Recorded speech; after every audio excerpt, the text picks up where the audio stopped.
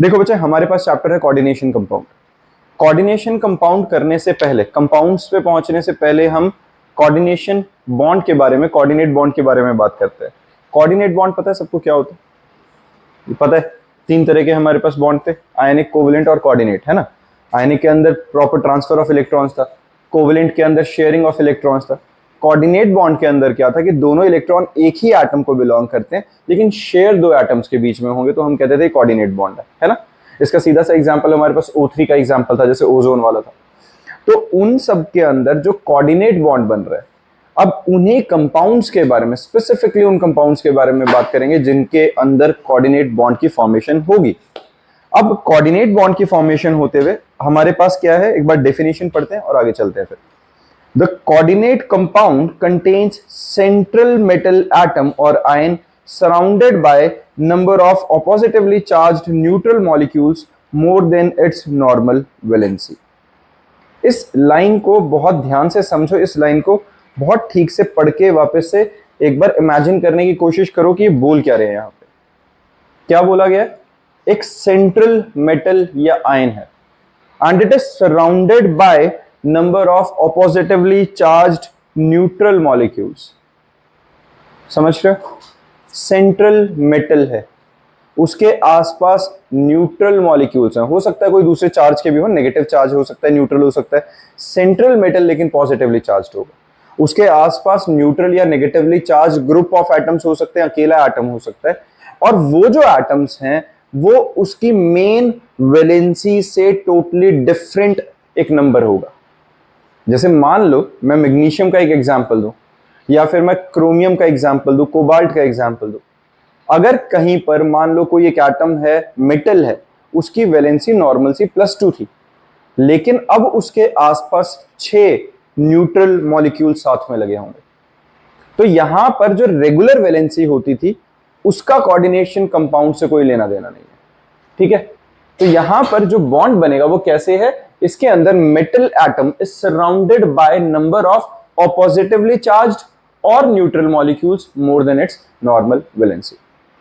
Normal valency सबको समझ में आती है, जो आयनिक बॉन्ड बनाते हुए किसी मेटल को अपने इलेक्ट्रॉन्स लूज करने की जरूरत पड़ती थी, सो दैट वो pseudo noble gas electronic configuration acquire कर पाए। यही होता था। तो जो केटाइन बनने के लिए जो इलेक्ट्रॉनिक कॉन्फ़िगरेशन, जो केटाइन बनते हुए जो नंबर ऑफ इलेक्ट्रॉन्स रिलीज करता था, वो उसको हम वैलेंसी कह रहे थे। यहां पे उस वैलेंसी का कोई लेना देना नहीं है, फिलहाल नहीं। आगे पता चलेगा आगे कि दोनों वैलेंसी इसका काम होगा, लेकिन कोऑर्डिनेशन कंपाउंड की बारी में उस वैलेंसी का लेना देना नहीं है। अब सेंट्रल मेटल वर्ड यूज किया गया यहां पे। अब वो सेंट्रल मेटल क्या होता है उसके बारे में फिर डेप्थ में बात करेंगे कि ये जो मेटल एटम है ये क्या है? Central metal atom. तो सेंट्रल मेटल एटम क्या है उसके बारे में हम अभी डिस्कस करेंगे आगे आगे। हमारे पास NiCl2 है, NH3 से रिएक्ट करेगा तो NiNH3 6Cl2 ये फॉर्म हो गया। लेकिन यहां तुमने एक चीज नोटिस करी होगी कि इसको लिखते हुए मैंने यहां स्क्वायर ब्रैकेट्स लगाए हुए, और स्क्वायर ब्रैकेट के अंदर NiNH3 6 एक अलग से कुछ लिख दिया। ये जो बना है ये बेसिकली कोऑर्डिनेशन कॉम्प्लेक्स की रिप्रेजेंटेशन है। ये आगे आगे जैसे चैप्टर प्रोसीड करेगा हम बहुत ज्यादा डेप्थ में इसी को पढ़ने वाले हैं अभी। क्लियर है? तो ये जो क्लोरीन है ये उसकी प्राइमरी वैलेंसी को, एक जो नॉर्मल वैलेंसी थी उसको सेटिस्फाई कर रहा है, लेकिन ये NH3 है ये वैलेंसी से अलग कुछ एक नंबर है उसको सेटिस्फाई कर रहा है, और इसको हम क्या कहते हैं? Coordination compound. समझ में आया? ऑन द होल मिला जुला के ये पूरा हमारे ये कोऑर्डिनेशन कंपाउंड है। जैसे NiNH3 6C2 जब हमने ब्रेक कराया, C2 नहीं, यहाँ Cl होना चाहिए, यहाँ Cl2, जब हमने इसे ब्रेक कराया बचा Cl2 में, तो हमारे पास क्या बनेगा? ये NiNH3 6 positive plus 2Cl negative. तो जो ये वाला बना है अपना पार्ट, इसको क्या कहते हैं? Complex ion. आयन समझ में आ रहा है? सीधा से पॉजिटिव और नेगेटिव चार्ज आएगा तो आयन बन गया वो। Coordination compound retain their identity in solid state as well as when dissolved in water or any other solvent। अब ये क्या बोला गया है यहाँ पे? अगर मैं किसी कोऑर्डिनेशन कंपाउंड को वाटर में डिसॉल्व कर दूं, देखो अभी लॉजिक बताता हूं इस लाइन के लिखने का क्या है। हमारे पास जैसे ये लिखा हुआ है, बहुत सारे चीजों को इकट्ठा करके अगर मैं लिख दूं, अगर मैं नॉर्मल मॉलिक्यूलर फॉर्म में इसे लिखूंगा तो मैं स्क्वायर ब्रैकेट्स नहीं यूज करूंगा। क्या लिखूंगा? NiNH3 6Cl2, ऐसे ही लिख के कंबाइन करके लिख देंगे। तो इस टाइप का तो ऐसा भी कुछ दिख जाता है हमें, FeSO4.NH2SO4.6H2। तो ये भी तो कुछ इतना ही कॉम्प्लिकेटेड है। तो हमें कैसे पता चलता है कि कोई चीज जो इतनी ज्यादा चीजों को मिक्स करके बनाई गई है, क्या वो डबल सॉल्ट है या वो कोऑर्डिनेशन कंपाउंड? ये जो है ये डबल सॉल्ट है, मोहर सॉल्ट। अब डबल सॉल्ट और कोऑर्डिनेशन कंपाउंड का डिफरेंस क्या होता है? कोऑर्डिनेशन कंपाउंड कभी भी जो उसका कोऑर्डिनेशन कॉम्प्लेक्स वाला पार्ट होता है, जो स्क्वायर ब्रैकेट वाला पार्ट होता है, अगर मैं उसे वाटर में डिसॉल्व कर भी दूंगा तो भी वो अपनी आइडेंटिटी रिटेन करेगा, वो डिसोसिएट नहीं होगा, वो केटाइन आयनाइंस में फर्दर नहीं टूटेगा। जैसे अगर यहां पे तुम देखोगे NiNH3 6Cl2 था, जब हम इसे वाटर में डिसॉल्व करेंगे तो सिर्फ ये Cl2 डिसोसिएट कर गया। ये जो कोऑर्डिनेशन कॉम्प्लेक्स था ये कॉम्प्लेक्स आयन की तरह रह गया, ये फर्दर डिसोसिएट नहीं करेगा, ये अपनी आइडेंटिटी रिटेन करके रखेगा। क्लियर है ये बात? अब है कॉम्प्लेक्स आयंस क्या है हमारे पास? Complex ion are the ions in which the central metal ion is bonded to one or more molecule or ions. The ion FeCN6 4 negative is a complex ion. They are also known as coordination complexes because they are Lewis acid base complex. अब ये Lewis acid base complex क्यों लिखा है उसके बारे में discuss करते हैं। The salt of the complex ions are called complex compound और coordination compound. अब एक बार हम वापस से Lewis acid base concept के ऊपर चलते हैं। पहले एसिड बेस के बारे में याद है ना? हमने +1 में थोड़ा सा पढ़ा था एसिड बेस के 3 कंसेप्ट से। क्या क्या थे? एक तो एरिहीनियस था, एक ब्रॉन्स्टेड-लॉरी था और एक ल्यूइस था। एरिहीनियस और ब्रॉन्स्टेड-लॉरी के अंदर तो H positive proton acceptor, proton donor, OH negative में डिसोसिएट होने वाला वो सब था। ल्यूइस कंसेप्ट के अकॉर्डिंगली एसिड क्या होता था? याद है? ल्यूइस कंसेप्ट के अकॉर्डिंगली एसिड क्या होता था? जो इलेक्ट्रॉन्स को एक्सेप्ट करने वाला, जो पेयर ऑफ इलेक्ट्रॉन्स को एक्सेप्ट करेगा वो ल्यूइस एसिड था, और जो पेयर ऑफ इलेक्ट्रॉन्स को डोनेट करेगा वो बेस था, है ना? ल्यूइस एसिड और ल्यूइस बेस में क्या होता है? Lewis acid is someone which have the tendency to accept the pair of electrons and Lewis base is something which have the tendency to donate a pair of electron. तो यहां पर जब coordination bond बनता है तो coordination bond में तो कुछ इसी तरीके का है, किसी एक के पास पूरा एक लोन पेयर फालतू पड़ा है और वो लोन पेयर कोई दूसरे के साथ शेयर करने वाला है, तो ये ल्यूइस बेस हो गया, जिसके साथ शेयर हुआ वो ल्यूइस एसिड हुआ। तो यहां पर जो सेंट्रल मेटल है उसके पास टेंडेंसी होनी चाहिए कि वो एक लोन पेयर को या एक पूरे पेयर ऑफ इलेक्ट्रॉन को एक्सेप्ट कर पाए। समझ रहे हो? तो वो ल्यूइस एसिड बन गया, और ये जो जिसने अपना पूरा इलेक्ट्रॉन पेयर डोनेट किया वो ल्यूइस बेस बन गया, और ल्यूइस एसिड बेस पेयर बन के हमारा कोऑर्डिनेशन कॉम्प्लेक्स बन जाता है। क्लियर है बच्चा? ये समझ में आ रहा है? पक्का? चलो इसके बाद आता है डबल सॉल्ट्स। देखो डबल सॉल्ट क्या है? Double salts these are addition or molecular compounds which are formed by two apparently saturated compounds but they lose their identity when dissolved in water. इनका सिर्फ यही है। कोऑर्डिनेशन के बाद हमारे पास जो ये डबल सॉल्ट है, तो ये डबल सॉल्ट हमारे पास कुछ ऐसे हैं जो कि एडिशन कंपाउंड्स है, बहुत सारी चीजों से मिलकर बने हैं, पर मैं जैसे ही इनको वाटर में डालूंगा, देखो FeSO4 NH4 SO4 जब डाला तो Fe2 positive, 2NH4 2SO4 2 negative, इन सब में डिसोसिएट कर गए हैं। तो ये अपनी जो पूरी एक सॉल्ट की आइडेंटिटी थी वो लूज कर जाते हैं, ये इंडिविजुअल केटाइन आयंस में आयंस के अंदर डिसोसिएट हो जाते हैं।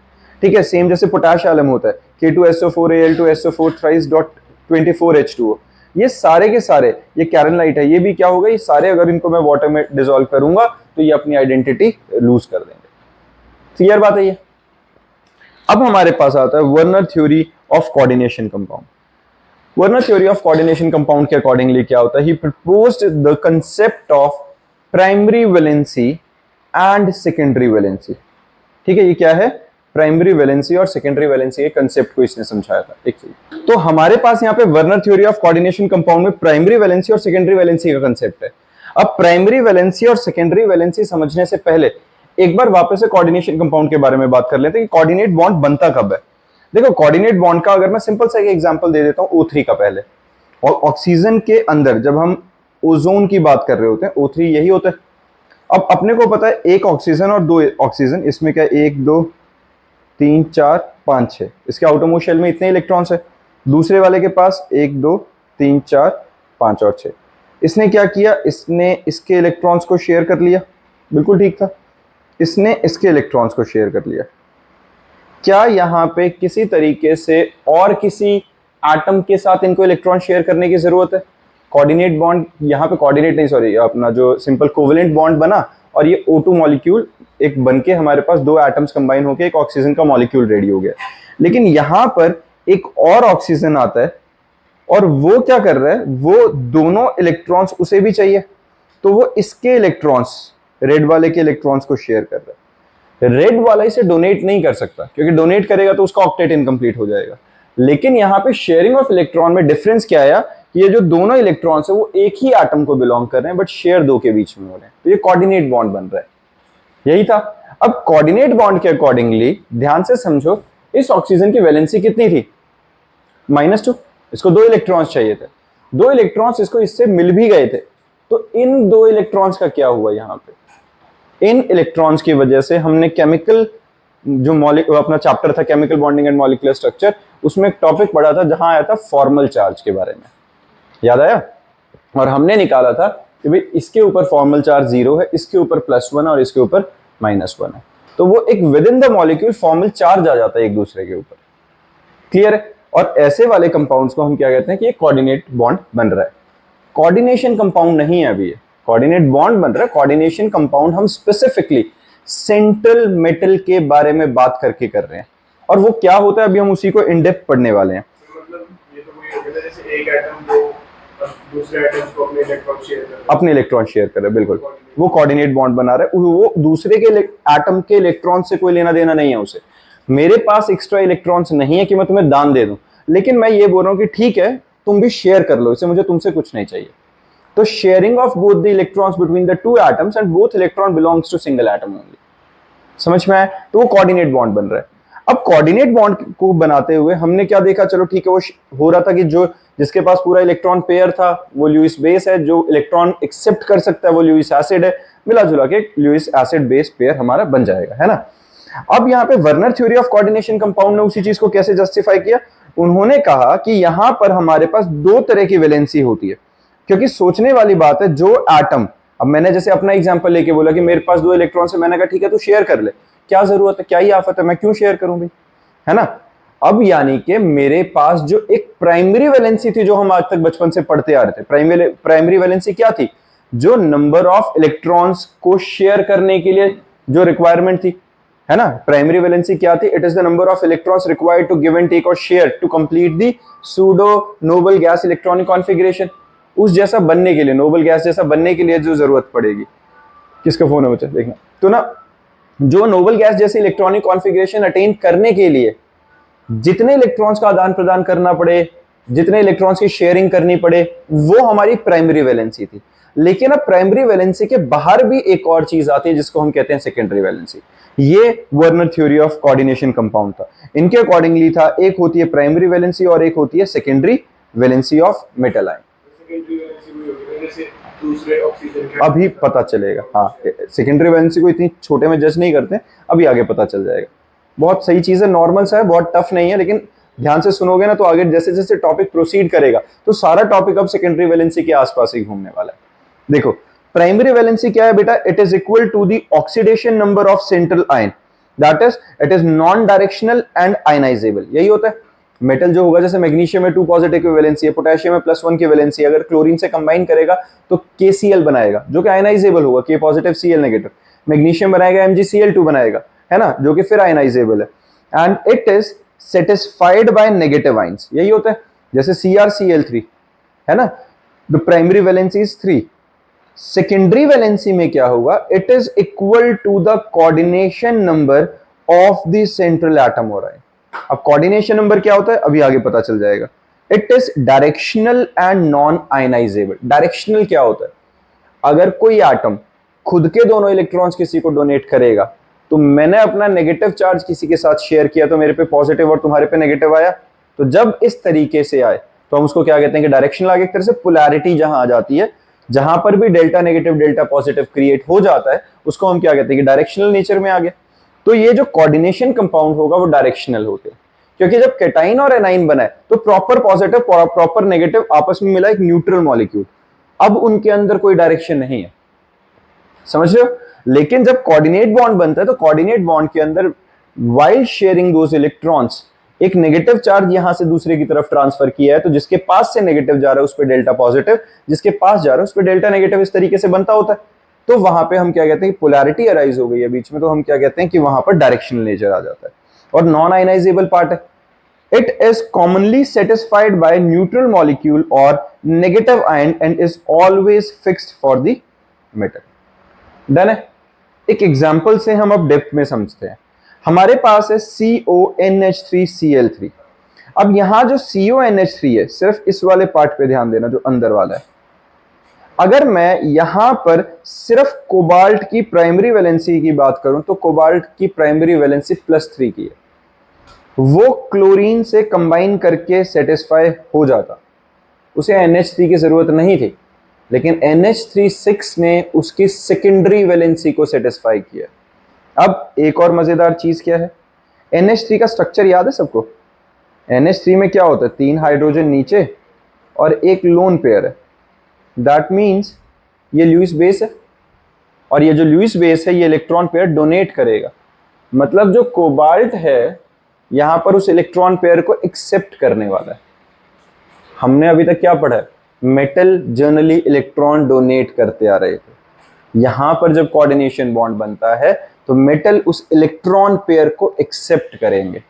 तो सेंट्रल मेटल कोऑर्डिनेशन कंपाउंड में बिहेव ही वो कर सकता है सेंट्रल मेटल की तरह, जिसके पास एम्प्टी ऑर्बिटल्स होंगे कि वो बाहर से आने वाले पूरे एक इलेक्ट्रॉन पेयर को वहां पे मैनेज कर सके, होल्ड कर सके, रख सके वहां पे। बात समझ में आई है? पता चल रहा है बच्चे सबको? तो यहां पर अब जो COCl2, इसी को देखो एक और तरीके से, एक दूसरा कंपाउंड क्या लिखा हुआ मैंने, COCl2 NH3 4Cl। यहां पे क्या हुआ, अब 2 क्लोरीन मैंने अंदर लिख दिए और NH3 का 6 की जगह 4 कर दिया। ऊपर 6 थे, है ना, यही था। इस वाले में एक जगह पे हमारे पास क्या थे, 6 थे, यहां पे मैंने 4 लिख दिया। लेकिन अगर उसकी सेकेंडरी वैलेंसी 6 की थी तो उसको तो 6 इलेक्ट्रॉन डोनर्स चाहिए ही चाहिए, इलेक्ट्रॉन पेयर डोनर्स चाहिए थे। तो वो जो क्लोरीन आया, क्लोरीन के पास तो बहुत सारे लोन पेयर्स थे, कितने हैं total, 7 outermost electrons, 7 electrons in the outermost shell है। तो उसके पास टोटल 3 लोन पेयर्स हैं पूरे, और उन 3 लोन पेयर्स के हिसाब से ये अगर इससे एक इलेक्ट्रॉन ले लेगा आयनिक कंपाउंड बनाने के लिए, आयनिक अपनी प्राइमरी वैलेंसी सेटिस्फाइड करने के लिए, तो यही 2 क्लोरीन अपना इलेक्ट्रॉन पेयर वापस इसको देकर इसकी सेकेंडरी वैलेंसी को सेटिस्फाई कर सकते हैं। तो अब ये 2 क्लोरीन प्राइमरी वैलेंसी सेटिस्फाई करेंगे कोबाल्ट से इलेक्ट्रॉन एक्सेप्ट करके, और अपने इलेक्ट्रॉन पेयर को डोनेट करेंगे, कोबाल्ट को डोनेट करें या ये कहें कि शेयर करेंगे उसके साथ इलेक्ट्रॉन पेयर को कोऑर्डिनेशन बॉन्ड बनाने के लिए, उसकी सेकेंडरी वैलेंसी को सेटिस्फाई करने के लिए। तो 2 ये हो गए, 4 ये हो गए, टोटल 6 की जो सेकेंडरी वैलेंसी थी वो इसकी सेटिस्फाई हो जाएगी। डन है? तो यहां पे क्लोरीन Cl2 और Cl मिलजुल कर इसकी प्राइमरी और सेकेंडरी दोनों को सेटिस्फाई कर रहे हैं वैलेंसीज को। डन है? अब इसी को देखो किस तरीके से बनाया हुआ मैंने, the ions or the group bounded by the secondary linkage to the metal have characteristic spatial arrangement called coordination polyhedra। ये coordination polyhedra में हमारे पास देखो बच्चे क्या है, यहां पे तुम्हें एक डॉटेड लाइन दिख रही है क्लोरीन वाली, जो ये डॉटेड लाइंस है, ये वाला क्लोरीन, ये वाली डॉटेड लाइन और ये वाली, ये जो डॉटेड लाइंस हैं ये रिप्रेजेंट कर रही है कि सिर्फ प्राइमरी वैलेंसीज हैं। तो क्लोरीन ने क्या किया है, क्लोरीन ने प्राइमरी वैलेंसी को सेटिस्फाई किया है, और जो डार्क ये ब्लैक लाइंस है ये क्या है, हमारी सेकेंडरी वैलेंसीज। तो सेकेंडरी वैलेंसीज में ये सारे के सारे, मतलब क्लोरीन ने क्या किया है, प्राइमरी के साथ साथ सेकेंडरी वैलेंसी को भी सेटिस्फाई किया। एक क्लोरीन ऐसा है जो कि कोऑर्डिनेशन स्फीयर के बाहर था, जिसने सिर्फ प्राइमरी वैलेंसी को सेटिस्फाई किया, लेकिन बाकी दोनों क्लोरीन ने प्राइमरी और सेकेंडरी दोनों में पार्टिसिपेट किया हुआ। समझ में आई है ये बात? क्लियर है? ठीक बात है बच्चा? तो यहां पर अब हमारे पास ये जो बन रहा है इसको हम क्या कहते हैं, कोऑर्डिनेशन पॉलीहेड्रा। अब कोऑर्डिनेशन एंटिटीज क्या है, कोऑर्डिनेशन एंटिटीज और complexes the species with in the square brackets, उनको हम क्या कहते हैं, कोऑर्डिनेशन एंटिटी। जो स्क्वायर ब्रैकेट्स के अंदर स्पेसिफिकली जो सेकेंडरी वैलेंसी और सेंट्रल मेटल के साथ लेने देने वाली चीजें हैं सारी, उनको हम क्या कहते हैं कि वो कोऑर्डिनेशन एंटिटीज बन गई है। काउंटर आयन क्या होता है, काउंटर आयन हमारे पास रहेगा the ion outside the square bracket, जो ब्रैकेट के बाहर, जैसे अकेला एक Cl लिखा था, पहले Cl3 लिखा था, वो क्या होता है, उसे काउंटर आयन कहते हैं। डन है, जो पूरे कॉम्प्लेक्स का, जो पूरे कोऑर्डिनेशन एंटिटी के चार्ज को न्यूट्रलाइज करने के लिए लगता है। डन है बच्चा, पता चल रहा है सबको। जैसे यहां पे COCl NH3 ये स्क्वायर ब्रैकेट के अंदर है सारा, तो ये क्या है बच्चे, कोऑर्डिनेशन एंटिटीज। लेकिन जो हमारे पास ये Cl2 है, ये हमारे पास क्या हो गया, काउंटर आयन। अब जो काउंटर आयन है ये क्या होगा, अगर हम इसे वाटर में डिसॉल्व करेंगे तो ये आयंस में डिसोसिएट कर जाएगा। तो दिख रहा है ये 2Cl नेगेटिव जो है हमारे पास, ये डिसोसिएट कर गया। बात समझ में आ गई। तो ये जो इंटरनल उसका है, मतलब बेसिकली कोऑर्डिनेशन एंटिटीज है, ये कभी डिसोसिएट नहीं करेंगी, सिर्फ जो उसका काउंटर आयन होता है वो डिसोसिएट कर जाता है। डन है। ऐसे ही अब देखो केटाइनिक कॉम्प्लेक्स, नाम से समझ में आ रहा है, केटाइन मतलब जिसके ऊपर पॉजिटिव चार्ज होगा, है ना। Overall CuNH3 3 positive, NiNH3 2 positive, तो ये क्या है, 3 पॉजिटिव 2 पॉजिटिव, पॉजिटिव चार्ज है तो केटाइन है वो, तो केटाइनिक कॉम्प्लेक्स है। एनायनिक कॉम्प्लेक्स कब होंगे, जब इनके ऊपर नेगेटिव चार्ज होगा नेट। अगर नेगेटिव चार्ज है तो हम इनको एनायनिक कॉम्प्लेक्स कहते हैं, पॉजिटिव चार्ज है तो केटाइनिक, और अगर कोई चार्ज ही नहीं है तो उसको क्या कहेंगे, न्यूट्रल कॉम्प्लेक्स, है ना। दिख रहा है इनके ऊपर कोई चार्ज नहीं है तो इनको हम क्या कह रहे हैं कि ये न्यूट्रल कॉम्प्लेक्स है। सिंपल बात है ये तो। अब है सेंट्रल एटम। अब यहां से हम एटम जो कोऑर्डिनेशन कंपाउंड बना सकता है, जो कोऑर्डिनेशन एंटिटीज फॉर्म कर सकता है, उसकी प्रॉपर्टीज के बारे में पढ़ते हैं। सेंट्रल एटम क्या होता है भाई, सेंट्रल एटम है the atom or the ion to which a fixed number of neutral molecules or ions are attached in the coordination entity is known as central atom. जैसे इस वाले केस में हमारे पास क्या था, यहां पर जो ये कोबाल्ट है ये सेंट्रल एटम है, निकेल है सेंट्रल एटम है, आयरन है सेंट्रल एटम है, सिल्वर है सेंट्रल एटम है ना। तो ये जो सेंट्रल एटम है जिसके आसपास बाकी के जो कोऑर्डिनेशन एंटिटीज लग जाएंगे उनको हम क्या कहते हैं, सेंट्रल एटम। अब लिगेंड्स क्या होते हैं, ये जो लिगेंड्स होंगे, the neutral molecules or ion bounded to the central atom और ion in the coordination entities, उनको हम क्या कहते हैं, लिगेंड्स। जैसे यहां पे देखो इस कंपाउंड के अंदर ये जो NH3 है, जो सेंट्रल एटम के साथ Ni के साथ बॉन्डेड है, इस वाले पार्ट को, NH3 वाले पार्ट को हम क्या कहेंगे, ये लिगेंड। समझ में आया।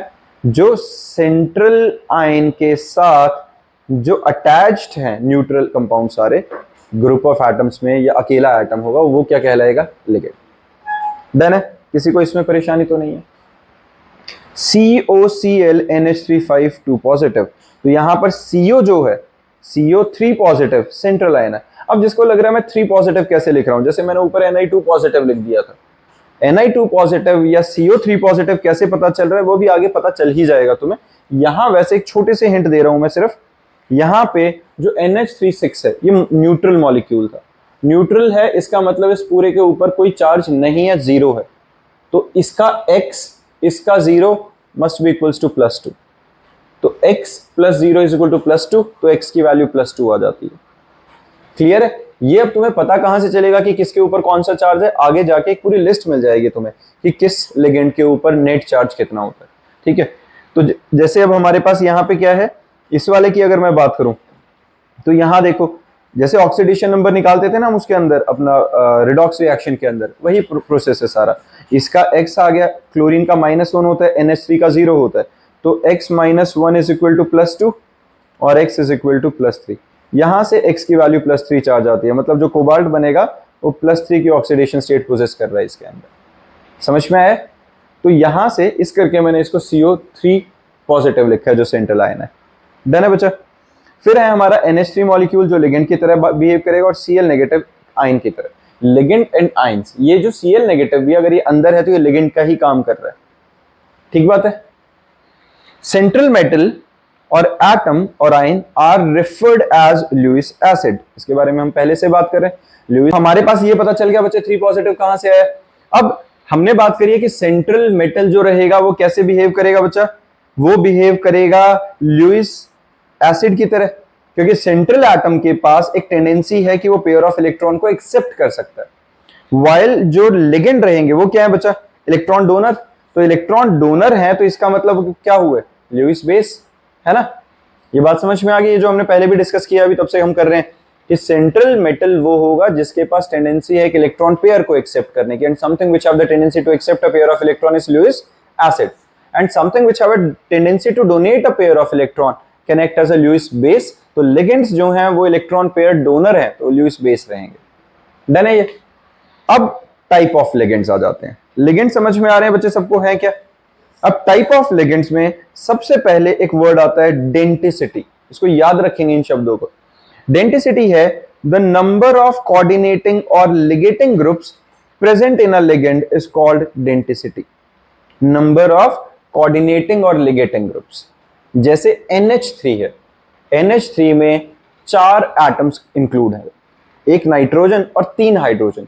क्या तीनों हाइड्रोजन में से किसी भी एक हाइड्रोजन के पास इलेक्ट्रॉन पेयर को डोनेट करने की टेंडेंसी है? नहीं है, सिर्फ एक नाइट्रोजन है जिसके पास एक्स्ट्रा इलेक्ट्रॉन पेयर है, तो इसकी डेंसिटी कितनी हो गई? 1। समझ में आई? कोई एक ऐसा एटम होगा, मान लो SO2 है, SO2 के अंदर सल्फर के पास भी एक लोन पेयर, ऑक्सीजन के पास भी मान लो लोन पेयर है, ऑक्सीजन 2 ऑक्सीजन 1 सल्फर, 3 एटम्स ऐसे हैं जिनके पास टेंडेंसी है इलेक्ट्रॉन पेयर को डोनेट करने की, तो उसकी डेंसिटी कितनी हो गई? 3। तो डेंसिटी बेसिकली क्या बताते हैं कि वो नंबर ऑफ एटम्स जो ग्रुप ऑफ एटम्स के अंदर होंगे जिनके पास इलेक्ट्रॉन पेयर को डोनेट करने की टेंडेंसी होगी। समझ में आ गई? बेसिकली अवेलेबिलिटी होगी, जिसके पास लोन पेयर की वही डोनेट कर देगा। डन है। अब यूनिडेंटेट नाम से समझ में आ रहा है, और मोनोडेंटेट, यूनि या मोनो का मतलब 1, which can coordinate to the central ion through only one donor atom.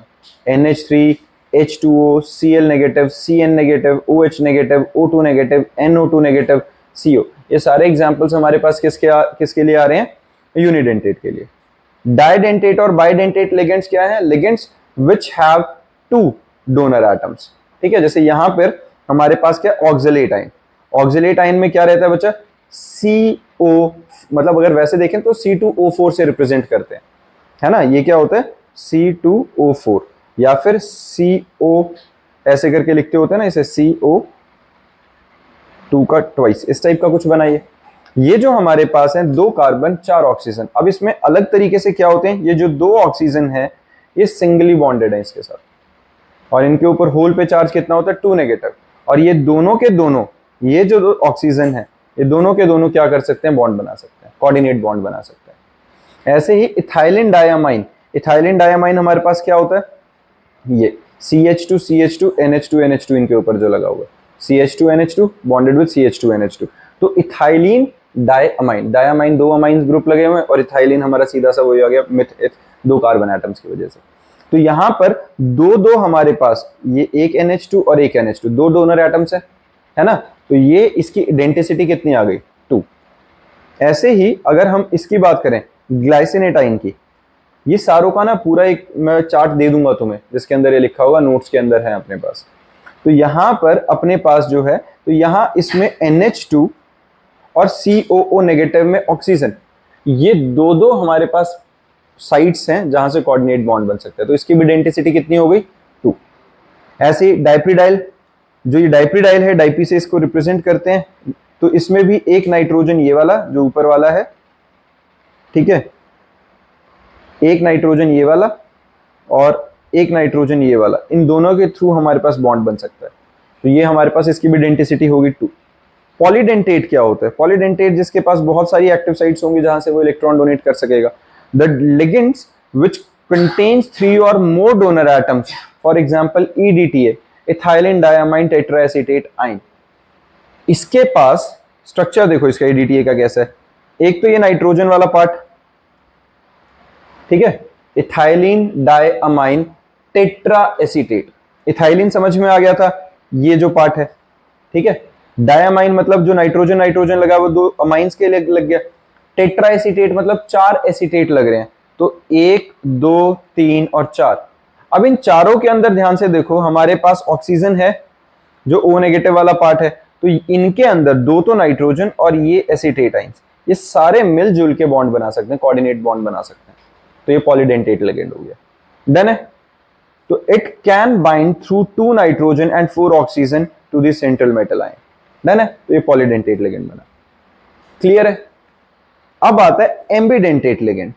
एम्बिडेंटेट ligand क्या होता है बच्चा? When a ligand is bonded through 2 different atoms it is said to be ambidentate ligand. For example NO2, SCN negative और CN negative. ये क्या हम बात कर रहे हैं? सेम वही जो हमने डाइडेंटेट के बारे में बात करा कि दो एक्टिव साइट्स हैं, है ना, वो दो के थ्रू बॉन्ड बना रहा है। लेकिन यहां पर एम्बिडेंटेट में क्या होगा, दो अवेलेबिलिटीज हैं, बॉन्ड एक ही के थ्रू बनाएगा। समझ रहे हो, बॉन्ड एक ही के थ्रू बना रहा है। जैसे NO2 के अंदर, NO2 में नाइट्रोजन के थ्रू भी बॉन्ड बना सकता है और ऑक्सीजन के थ्रू भी मेटल के साथ बॉन्ड बना सकता है। जब वो नाइट्रोजन के थ्रू बॉन्ड बनाएगा NO2 में, नाइट्रोजन का इलेक्ट्रॉन पेयर सेंट्रल मेटल के साथ शेयर होगा, ये जो M है सेंट्रल मेटल को रिप्रेजेंट कर रहा है, तो इसमें इसका नाम होगा नाइट्राइटो N। और यहीं अगर ये जो ऑक्सीजन है इसके थ्रू सेंट्रल मेटल के साथ बॉन्ड बनाएगा तो इसका नाम होगा नाइट्राइटो O। समझ में आया? एम्बिडेंटेट लिगेंड बेसिकली वो लिगेंड है जिसके पास दो एटम्स की अवेलेबिलिटी है कि यहां से भी बॉन्ड बना सकते हैं, यहां से भी, तो किसी एक ही के अक्रॉस बॉन्ड बनाएगा वो। क्लियर है?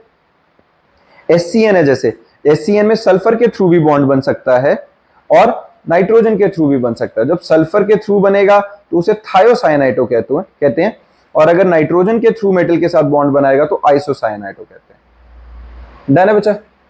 फिर आता है चिलेटिंग लिगेंड। बहुत ज्यादा इंपॉर्टेंट सा इफेक्ट आएगा और बहुत ज्यादा इंपॉर्टेंट टर्म है चिलेशन या चिलेटिंग लिगेंड। देखो चिलेटिंग लिगेंड क्या होता है, जिस टाइम पे एक डाइडेंटेट या पॉलीडेंटेट लिगेंड जो होता है, डाइडेंटेट समझ में आता है जिसके पास मिनिमम दो बेसिकली साइट्स हैं जहां से वो बॉन्ड बनाएगा, पॉलीडेंटेट जिसके पास दो तीन से भी ज्यादा होंगी। तो ये जब होंगे, uses its two or more donor sites to bind to a single atom or a central metal ion is called chelating ligand. जैसे EDTA है या कोई भी हमारा डाइडेंटेट या पॉलीडेंटेट लिगेंड है, वो दो से ज्यादा अपनी जो साइट्स थी उनको यूज करेगा सेंट्रल मेटल से बॉन्ड बनाने का। मान लो मैं लिगेंड हूं, ये मेरे पास एक बॉटल पड़ी है, सेंट्रल एटम है, तो मैं दोनों तरफ से अगर बॉन्ड बना सकता हूं, ये नाइट्रोजन है ये ऑक्सीजन, और मैंने दोनों से अगर इससे बॉन्ड बना लिया तो ये तो क्या बन गया, रिंग लाइक स्ट्रक्चर बन गया। जितना रिंग फॉर्मेशन हो जाती है किसी कंपाउंड में उतनी उसकी स्टेबिलिटी ज्यादा हो जाती है, क्योंकि सरफेस एरिया मिनिमम हो गया इलेक्ट्रॉन्स का। समझ में आया? तो कोई ऐसा लिगेंड जिसके पास दो या दो से ज्यादा ऐसे एटम्स थे ग्रुप के अंदर, ऐसी साइट्स थी जहां से वो बॉन्ड बना सके और वो उनके साथ बॉन्ड बना ले सेंट्रल एटम के साथ, उनको हम क्या कहते हैं, चिलेटिंग लिगेंड्स। समझ में आया बच्चे? The number of such ligating group is called density of the ligand. The chelating ligand forms more stable complex than the unidentate analog because when chelation occurs, entropy decreases and forms a ring complex which is known as chelating ring।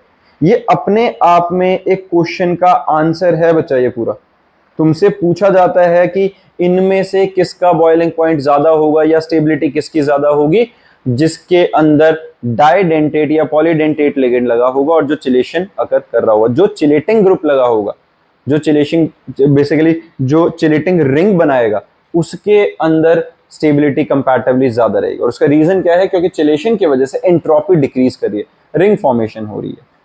बात समझ में आ गई है? ठीक है ना? अब जैसे इसके अंदर देखो, ये हमारे पास क्या है, CH2NH2CH2 इथाइलिन डायमाइन। अब इथाइलिन डायमाइन प्लैटिनम के साथ जिस टाइम पे ये बॉन्ड बना रहा है, उधर से दो क्लोरीन है वो अपने नॉर्मल बॉन्ड बना रहे हैं, लेकिन इधर की तरफ हमें ये रिंग बनी हुई दिख रही है कि नहीं दिख रही है, रिंग फॉर्मेशन। तो जो ये एक रिंग फॉर्मेशन हमारे पास मिल गई है, ये क्या बन गया, बेसिकली ये चिलेशन हो गई है, और चिलेशन की वजह से एंट्रोपी डिक्रीज हुई है, स्टेबिलिटी बढ़ गई है इसकी। डन है बच्चा? क्लियर है? ये हमारे पास एक पूरी लिस्ट है कॉमन पॉलीडेंटेट लिगेंड्स की, सम कॉमन पॉलीडेंटेट लिगेंड्स। इसमें ये सारे लिस्ट तुम्हें बना लेनी है बच्चा। इथाइलिन, तो हमारे पास ये जो कुछ कंपाउंड्स हैं बेसिकली जो पॉलीडेंटेट लिगेंड्स हैं, इनकी लिस्ट बनाएंगे बच्चे, सबको याद होना चाहिए ये सब। यहाँ पे हमारे पास क्या, इथाइलिन डायमाइन। इथाइलिन डायमाइन में क्या था, सेम वही CH2CH2 और NH2NH2 है ना, इथेन और दो अमाइन ग्रुप्स हैं, और इन दोनों के पास जो एक्टिव साइट है वो कौन सी है, दो हैं, डाइडेंटेट है, डेंसिटी आ गई 2। इसका स्ट्रक्चर और डोनर एटम कौन सा है, नाइट्रोजन, एब्रीवेशन क्या है, इन। ऐसे ही ऑक्सिलेटाइंस, ऑक्सिलेटाइन में क्या होगा, COO नेगेटिव, CO नेगेटिव, दो साइट्स हैं जिसके थ्रू वो डोनेट कर सकता है ऑक्सीजन ऑक्सीजन, इसकी एब्रीवेशन क्या है, OX। ग्लाइसिनेटाइन, ग्लाइसिनेटाइन के अंदर हमारे पास क्या रहेगा, नाइट्रोजन और ऑक्सीजन दो है, जो जिनके थ्रू ये डोनेट करेगा, वही डेंसिटी 2 आ गई, इसकी एब्रीवेशन क्या है, ग्लाइ। इस तरीके से बच्चे एसीटेट, ये एसिटाइल एसीटेट है जो इसके पास भी 2 ऑक्सीजन है जिनके थ्रू ये बॉन्ड बनाएगा और इसकी जो एब्रीवेशन है वो क्या, ACAC। डन है। फिर हमारे पास आता है ये वाले जिनके अंदर स्ट्रक्चरल फॉर्मूला, डोनर एटम और एब्रीवेशन के साथ और एक्स्ट्रा आ गए हैं। ये सारों की लिस्ट बनानी है बच्चा। इसको मैं पढ़ के बताऊंगा तो उससे तुम्हें कुछ याद नहीं होने वाला है। इसके अंदर तुम्हें पता होना चाहिए जो डाइमिथाइल ग्लाइऑक्सीमेटो है, इसके अंदर हमारे पास नाइट्रोजन और ऑक्सीजन के थ्रू बॉन्ड बन सकता है और DMG इसकी एब्रीवेशन है। डाइपिडाइल है, 2 नाइट्रोजन है जिनके थ्रू बॉन्ड बन सकता है और डाइपी इसकी एब्रीवेशन आ गई है। ऐसे ही ये जो हमारा ये जो फिनेंथ्रोलाइन है या 110 फिनेंथ्रोलाइन, इनके अंदर नाइट्रोजन के थ्रू बॉन्ड बनेंगे और FEN फेन बेसिकली इससे एब्रीवेटेड है ये। डाइइथाइलिन ट्राइअमाइन, इसके अंदर नाइट्रोजन के थ्रू बॉन्ड बनेगा, डाइइन इसकी एब्रीवेशन आ गई है। ट्राइइथाइलिन टेट्रामाइन, नाइट्रोजन के थ्रू बॉन्ड बनेगा, ट्राइइन आएगा। इथाइलिन डाइअमाइन टेट्राएसीटेटो, नाइट्रोजन और ऑक्सीजन के थ्रू बॉन्ड बनेंगे। क्लियर है? स्ट्रक्चर बना लेना, तुमसे डायरेक्टली कोई स्ट्रक्चर बनाने के लिए नहीं पूछ रहा है, लेकिन तुम्हें आइडिया होना चाहिए कि इनकी डेंसिटी कितनी है, ये बॉन्ड किसके थ्रू कहां से बनाएंगे। क्लियर है? एक ये लिस्ट नेक्स्ट क्लास के लिए सब बच्चों के पास होनी चाहिए। जो बच्चा अगर कोई ऑनलाइन देखेगा इस लेक्चर को तो भाई मेरे को बता देना, मैं उनको ये अपना जो भी PDF होगी इसकी वो प्रोवाइड कर दूंगा। ठीक है? और ये हमारे पास फिर है बच्चा इथाइलिन डाइअमाइन टेट्राएसीटेट के अंदर नाइट्रोजन और ऑक्सीजन के थ्रू, और उसकी एब्रीवेशन क्या है, EDT है। इसको हमने ऊपर पढ़ा था। अब नेगेटिव आयन, इन सब की ना बच्चे नेक्स्ट क्लास में हर बच्चे के पास नोटबुक में लिखा हुआ ये लिस्ट पूरी होनी चाहिए। यहाँ पे ध्यान से देखो है क्या, जितने भी हमारे नेगेटिव लिगेंड्स हैं उनका नाम जब एंड होता है लास्ट में क्या आता है, ओ क्या आता है। जैसे हमारे पास फ्लोरीन है तो इसका नाम क्या होगा, fluorido. Cl negative chlorido, Br negative bromido, NO2 negative nitrito, N क्यों, क्योंकि नाइट्रोजन के थ्रू बॉन्ड बना रहा होगा। NO नेगेटिव ऑक्सीजन के थ्रू बना रहा है तो nitrito O। SO4 2 negative sulphato, OH negative hydroxo, COO negative oxalato. दिख रहा है सब में, जहां पे भी लास्ट में वो आ रहा है मतलब वो क्या है, वो सारे नेगेटिव लिगेंड्स हैं। CN negative cyano, CH3COO negative acetato, SCN negative thiocyanato, O2 negative peroxo, O2 negative oxo, N3 negative nitrido, P3 negative phosphido, N3 negative azido and all. ये ठीक है, तुम कर लोगे, अपने आप लिख लेना, ठीक है ना। इनकी पूरी एक लिस्ट बना लेना। साथ में पॉजिटिव लिगेंड्स के लास्ट में क्या आएगा, EM। अगर जैसे NO2 पॉजिटिव है तो क्या आएगा, नाइट्रोसोनियम। NH2 NH3 पॉजिटिव है, हाइड्रोजेनियम। NO2 पॉजिटिव है, नाइट्रोनियम। तो जिसके लास्ट में EM आ रहा है मतलब वो क्या है, वो सारे के सारे पॉजिटिव लिगेंड्स हैं। और जो न्यूट्रल लिगेंड्स होते हैं उनको हम एज इट इज लिख देते हैं। ये हम क्यों इकट्ठा कर रहे हैं इतना सारा डेटा, क्योंकि जब हम नॉमेनक्लेचर करेंगे, जैसा हमने IUPAC किया था, IUPAC के अंदर हमने नॉर्मल कंपाउंड्स के बारे में नॉमेनक्लेचर पूरा डेप्थ में पढ़ा था। इसके अंदर कोऑर्डिनेशन कंपाउंड को नॉमेनक्लेचर का पूरा फॉर्मेट डिफरेंट है। तो उस फॉर्मेट को करने के लिए, उस फॉर्मेट को समझने के लिए हम ये पहले सबके नाम याद कर रहे हैं, ठीक है। जैसे यहाँ पे अब न्यूट्रल लिगेंड्स हैं, उनका नेम कैसे लिखेंगे, जैसे NH2 CH2 CH2 NH2, वो इथाइलिन डाइअमाइन है तो इथेन 1,2 डाइअमाइन या ethylene diamine as it is नाम है, कोई पीछे O या EM नहीं लगेगा। C6H5N पायरिडाइन, simple पायरिडाइन। जो भी ये नाम है, ट्राइफेनाइल फॉस्फाइन, PH3 के लिए फॉस्फाइन, CS के लिए थायोकार्बोनाइल, और ये जितने भी नाम है इनके अंदर दिख रहा है तुम्हें कोई स्पेसिफिक एब्रीवेशन लास्ट में कुछ एक्स्ट्रा नहीं लग रहा है जो लास्ट में एंड हो रहा होता है, प्रीफिक्स या सफिक्स कुछ ऐड ऑन नहीं होता है। वाटर है, इसको हम क्या लिखते हैं बच्चा, एक्वा। NH3 को अमाइन, NO को नाइट्रोसाइल, CO को कार्बोनाइल। ये सारे के सारे न्यूट्रल हैं। इन लिगेंड्स की लिस्ट अगर तुम्हारे पास होगी तो नेक्स्ट क्लास के अंदर हमारे पास जो टॉपिक रहेगा ऑक्सीडेशन नंबर निकालते हुए, वहां से होते हुए हम इनके नेमिंग के रूल्स पढ़ेंगे और ये फिर सारे नॉमेनक्लेचर की सारों की हमको प्रैक्टिस करनी है, ठीक है बच्चे। तो हर बच्चे के पास ये प्रॉपर एक लिस्ट बनी होनी चाहिए। डन।